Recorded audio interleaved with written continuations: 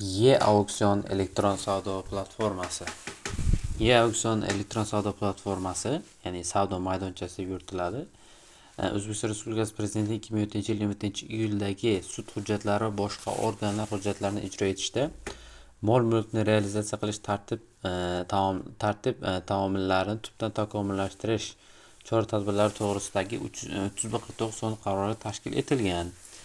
Elektron onlayn auksionlar internet tarmog'i orqali ishtirok etish imkonini beradigan hamda buyurtmalarni qabul qilish va g'oliblarni aniqlash tartibi tamoyillariga aralashuvni istisno etadigan maxsus dasturiy mahsulotdan foydalangan holda o'tkaziladi. Dastlab savdo maydonchada 2017-yil 1-sentyabrdan boshlab sud hujjatlari boshqa organlar hujjatlarini ijro etish, mol-mulkni realizatsiya qilish bo'yicha auksion, ya'ni savdo elektron onlayn auksionlar shaklida o'tkazilishi yo'lga qo'yilgan.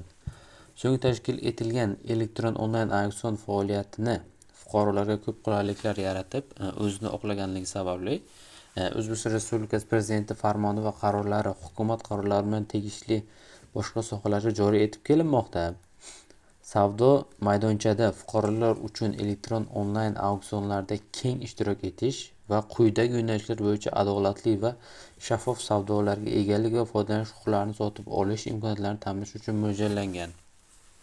Jumladan, davlat obyektlari, bino va urushlar, ya'ni bunda davlat, ya'ni yoki hukumat tomonidan quriladigan davlat obyektlari, binolar va inshootlarni auksion tarzida qurilish tashkilotlariga topshirish, ijara, ya'ni davlat mulkini ijaraga berish, buyurtmachilar mulkini ijaraga berish, ya'ni foydalanilmayotgan davlat mulklari binolarini auksion tarzida ijaraga berish, ko'chmas mulk, avtotransport va maxsus texnikalar, yer uchastkalari, tadbirkorlik, uy qurish, xususiylashtirish, qishloq xo'jaligini yuritish va ekoturizm uchun yer uchastkalarini berish, qimmatbaho metallarni oltin izlovchilar usulida qazib olish huquqi, ya'ni hozirgi kunda qimmatbaho metallarni ham auksion tarzida berish, strategik turdagi foydali qazilmalarni qazib olish, noruda foydali qazilmalarni qazib olish huquqlari, ya'ni bunda faqatgina mol-mulk emas, shu saytda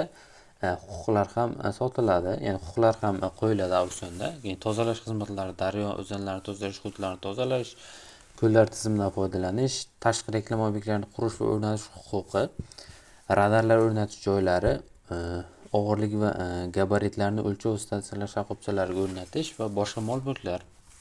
Savdo maydonchasining asosiy maqsadi jismoniy va yuridik shaxslarning buyurtmalariga asosan egalik va foydalanish huquqlari bo'yicha auksion va tanlov savdolarining qonuniyligi, shaffofligi va xolisligini ta'minlash, narx-navo manipulyatsiyasi va boshqa suiiste'molchiliklarga yo'l qo'ymaslik hamda ularni oldini olish, elektron onlayn auksionlar internet tarmog'ida arizalarni qabul qilish va g'oliblarni aniqlash jarayonlariga har qanday aralashuvga yo'l qo'yilmaydigan mexanizm yaratish, axborot xavfsizligi vositalari yordamida axborotning butunligi va maxfiyligini ta'minlash.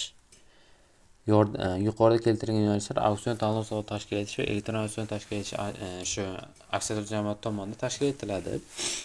Ya'ni bunda biz ko'rishimiz mumkin e-auksion savdo platformasining interfeysi, ya'ni bunda ko'rishimiz mumkin, ya'ni auksionda qanday ishlaydi, ya'ni yer uchastkalar, ya'ni auksionda qatnashish uchun bizga video qo'llanmalar va batafsil ma'lumotlar, qo'llanmalar berilgan.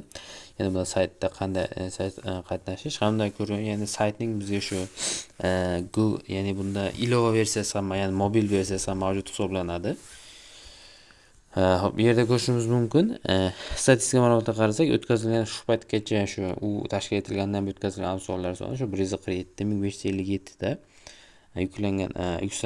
yuklangan auksionlar esa 13.588.911 ta tashkil etadi.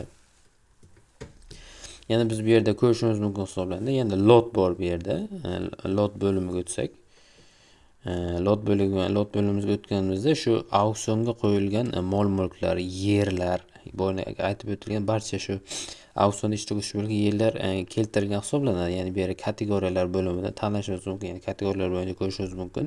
Bu yerda davlat aktivlari, davlat mulkini ijara berish, xalqaro, ko'chmas mulk, avtotransport, yer uchastkalari, yer qar uchastkasidan foydalanish huquqi, ya'ni shu auksionga qo'yilgan barcha narsa kategoriyasini ko'rishingiz mumkin. Bu yerda filtr bo'limi, ya'ni shu ya'ni o'zingizga kerakli bo'lgan narsa qidirish uchun qulaylik yaratish maqsadida o'rnatilgan. Bu yerda ko'rishimiz mumkin, ya'ni yer uchastkasini yer uchastkasidan ko'rib chiqsak, ya'ni shu yer uchastkasi bu yerda zakalat puli miqdori 65 millionni tashkil etgan. Boshlang'ich to'lov esa shu 524 million 500 ming so'm. Ya'ni 524 ming 500 ming so'm tashkil etadi.